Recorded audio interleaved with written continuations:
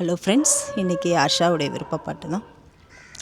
கண்ணிழந்த பிள்ளை காணும் உண்மை, கண்ணிருக்கும் பேர்கள் கண்டது இல்லை, ஊருக்கொரு வானமில்லை, இறைவா உன் பிறப்பில் ஆளுக்கொரு ஜாதி இல்லை, இறைவா உன் படைப்பில் உண்ணும் உணவும் நீரும் தினம் தந்த தெய்வமே, உண்ணும் உணவும் நீரும் தினம் தந்த தெய்வமே, என்றும் உமக்கே நாம் நன்றி சொல்லுவோம்.